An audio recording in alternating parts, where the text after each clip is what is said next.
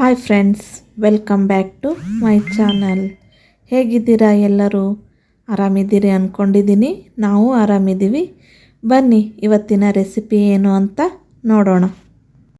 ಜೋಳದ ರೊಟ್ಟಿ, ಚಪಾತಿ ತಿಂದು ಬೇಜಾರಾಗಿದೆಯಾ? ಹಾಗಿದ್ದರೆ ಮಸಾಲ ಅಕ್ಕಿ ರೊಟ್ಟಿ ಹೇಗೆ ಮಾಡೋದು ಅಂತ ನೋಡೋಣ.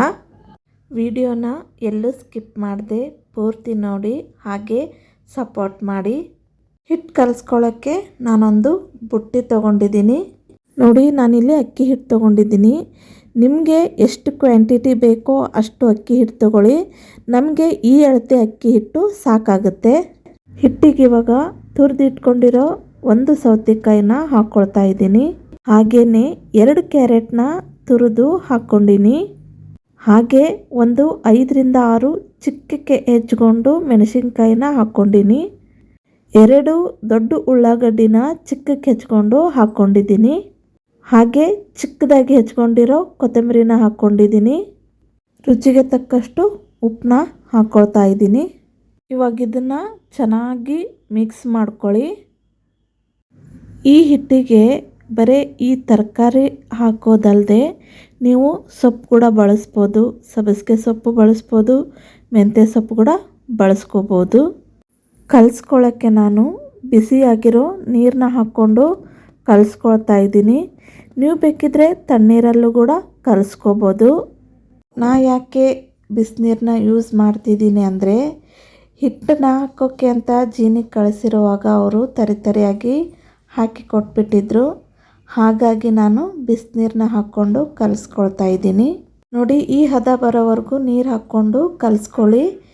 ಇವಾಗಿದು ಸ್ವಲ್ಪ ತಣ್ಣಗಾಗಲಿ, ಆಮೇಲೆ ನಾದ್ಕೊಳ್ಳೋಣ. ನೋಡಿ, ಇದಿವಾಗ ತಣ್ಣಗಾಗಿದೆ. ಕೈಯಿಂದ ಚೆನ್ನಾಗಿ ನಾದ್ಕೊಳ್ಳೋಣ. ನೋಡಿ, ಹಿಟ್ಟು ಕಲಿಸ್ಕೊಳ್ಳುವಾಗ ನೀವು ಕೈಯಿಂದ ತಟ್ಟಿ ಹಂಚಿಗೆ ಹಾಕ್ತೀನಿ ಅನ್ನೋದಾದರೆ ಸ್ವಲ್ಪ ಗಟ್ಟಿ ಕಲಿಸ್ಕೋಬೇಕು. ಅಥವಾ ಡೈರೆಕ್ಟಾಗಿ ಹಂಚಲ್ಲೇ ತಟ್ತೀನಿ ಅನ್ನೋದಾದರೆ ಸ್ವಲ್ಪ ತೆಳ್ಳಗೆ ಕಲಿಸ್ಕೋಬೇಕಾಗತ್ತೆ. ನಾನು ಕೈಯಿಂದ ತಟ್ಟಿ ಹಂಚಿಗೆ ಹಾಕಬೇಕು ಅಂತಲೇ ಕಲಿಸ್ಕೊಂಡಿದ್ದೆ. ಅದೇ ಹೇಳಿದ್ನಲ್ಲ, ಸ್ವಲ್ಪ ಹಿಟ್ಟು ತರಿಯಾಗಿತ್ತು ಅಂಥೇಳಿ.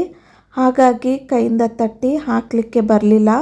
ನಾನು ಡೈರೆಕ್ಟಾಗಿ ಹಂಚಿಗೆ ಹಾಕೋ ಹಾಗೆ ಚೆನ್ನಾಗಿ ನಾದ್ಕೊಂಡಿದ್ದೆ ಇದನ್ನು.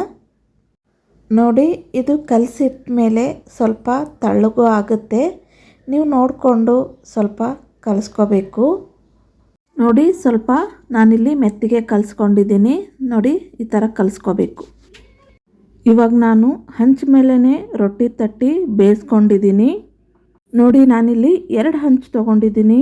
ಒಂದರಲ್ಲಿ ತಟ್ಟಿ ಬೇಯಕ್ಕಿಟ್ಟಿದ್ದೀನಿ, ಇನ್ನೊಂದರಲ್ಲಿ ತಟ್ಟಿ ಇಟ್ಟಿದ್ದೀನಿ. 2 ಹಂಚು ಯಾಕಂದರೆ ಒಂದರಲ್ಲಿ ತಟ್ಟಿ ಇಟ್ಟಿದಾಗ ಅದು ಬಿಸಿ ಇರುತ್ತೆ, ಅದರಲ್ಲೇ ತಟ್ಟೋಕ್ಕಾಗಲ್ವಲ್ಲ. ಹಾಗಾಗಿ ಒಂದು ಆರೋದ್ರೊಳಗೆ ಇನ್ನೊಂದು ತಟ್ಕೋಬೋದು. ಹಾಗಾಗಿ 2 ಹಂಚು ತೊಗೊಂಡಿದ್ದೀನಿ. ನೋಡಿ, ರೊಟ್ಟಿ ಚೆನ್ನಾಗಿ ಬೆಂದಿದೆ.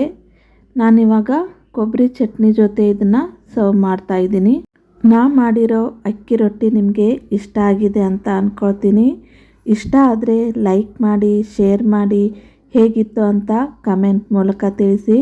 ಹಾಗೆ ಸಬ್ಸ್ಕ್ರೈಬ್ ಆಗೋದನ್ನು ಮಾತ್ರ ಮರಿಬೇಡಿ. ಬನ್ನಿ, ರೊಟ್ಟಿನ ಇವಾಗ ಸರ್ವ್ ಮಾಡೋಣ. ನೋಡಿ, ನಮ್ಮ ಮನೆಯವರಿಲ್ಲಿ ಟೇಸ್ಟ್ ಮಾಡ್ತಾ ಇದ್ದಾರೆ. ಹೇಗಿದೆ ಅಂತ ಕೇಳಿದೆ. ಸ್ವಲ್ಪ ರೋಸ್ಟ್ ಆಗಿದೆ, ಮಾತ್ರ ಚೆನ್ನಾಗಿದೆ ಅಂತ ಹೇಳಿದರು.